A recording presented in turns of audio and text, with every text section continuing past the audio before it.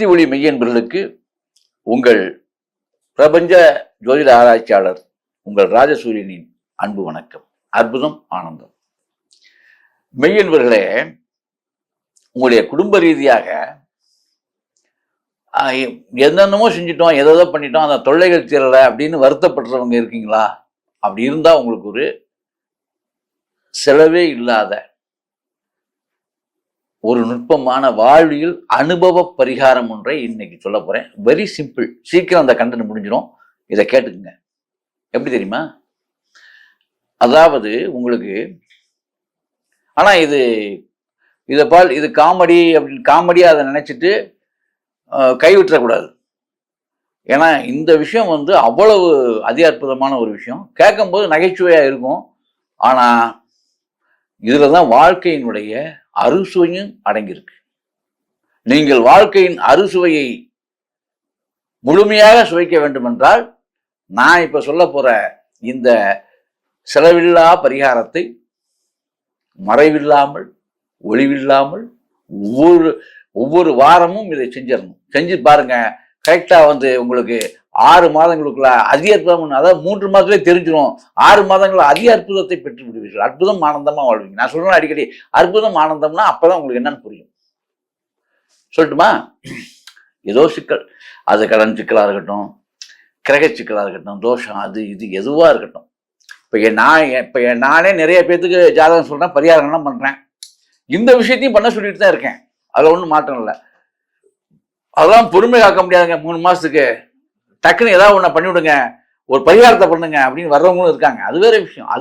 அது ஒவ்வொருத்தரும் ஒரு செக்ஷன்ஸ், அதே மாதிரி அந்த செக்ஷன்ல போவாங்க. அவங்க பாயிண்ட் ஆஃப் வியூ வேற.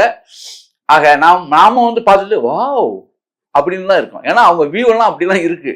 நம்மளே வாவுன்னு பார்க்குற அளவுக்கு. அதாவது நம்ம இப்ப நான் சொல்ல போறது என்னங்கிறது மாதிரி நீங்க ஆவுன்னு பார்த்துட்டு இருக்கீங்கன்னு எனக்கு தெரியுது. இப்ப நான் உங்கள்கிட்ட சொல்ல வர்றேன். அதாவது இப்ப சீரியஸா பேசுவோம். கொஞ்சம் என்னட்ட கடன் தொல்லை, வட்டி கட்ட முடியல, பல பிரச்சனை, நிலம் அமைய மாட்டுது, வீடு அமைய மாட்டுது, இது எண்ணற்ற பிரச்சனை. அதே மாதிரி உடம்பு சரியாக மாட்டுது. எத்தனை வைத்தியரை பார்த்தாலும் ஒன்றும் ஆகலை. அதுல காசு போகுது, இதுல காசு போகுது, அந்த பிரச்சனை இந்த பிரச்சனை எல்லாம், வேலை கிடைக்கல, படிக்க முடியல, மார்க் வாங்க முடியல, மார்க் வாங்கியாச்சு வேலை கிடைக்கல, இது மாதிரி எண்ணற்ற பிரச்சனைகள். அரசியல்ல ஒரு முன்னுக்கு வர முடியல, கலைத்துறையில முயற்சி பண்றோம், பெரிய ஆளா வர முடியல. இப்படி பல பேருக்கு பல மாதிரியான பிரச்சனை. என்ன பிரச்சனை ஆனாலும் கேட்டுங்க.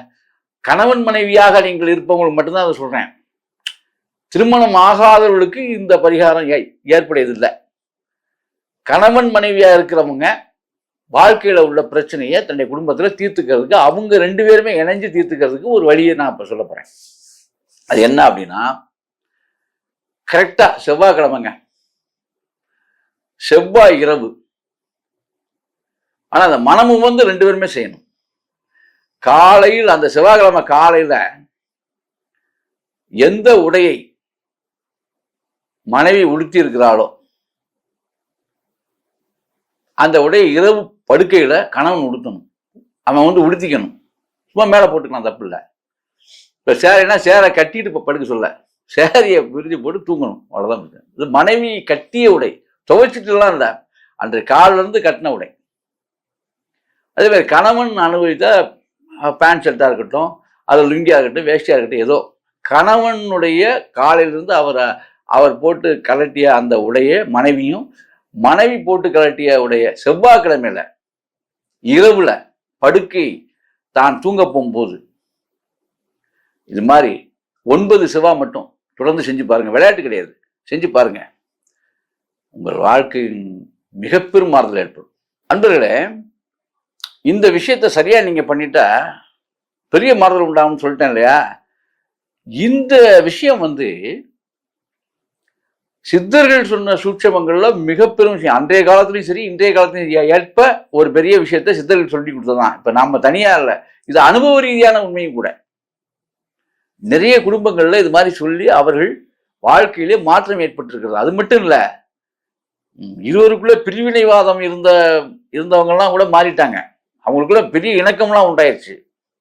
பெரிய நட்பு பாராட்டி, பெரிய அன்பு பாராட்டி, பெரிய பாசம் பாராட்டிய வாழ்க்கையெல்லாம் அவங்க அமைய பெற்று நிம்மதி அடைஞ்சிருக்காங்க. இது மாதிரிலாம் நடந்துகிட்டு இருக்கு. இந்த இந்த விஷயம் வந்து எதுக்குன்னா பிரச்சனைகளை அதாவது இதுல என்ன சூட்சமம் எதனால நடக்குது அப்படிங்கிறலாம் நீங்க வீகம் வகுக்க வேண்டிய அவசியம் உங்களுக்கு இல்லை. ஏன்னா இதெல்லாம் அதாவது இப்பவும் சொல்றேன், நம்முடைய முன்னோர்கள் முட்டாள்கள் இல்லை. ஒரு விஷயத்தை சொல்றாங்கன்னா அனுபவ ரீதியாக சொல்கிறார்கள். அதை வந்து ஆத்மார்த்தமா நாம் செய்வதில் தான் நம்முடைய வெற்றி அடங்கியிருக்கிறது நண்பர்களே. ஆகவே இதை ஆத்மார்த்தமாக செய்து பாருங்கள். நீங்களும் அந்த வாழ்க்கையில் அந்த பயன் அடைஞ்சிட்டு இந்த பக்தி ஒளிக்கு உங்களுடைய பதிவுகளை போடுங்கள். அற்புதம், ஆனந்தம்.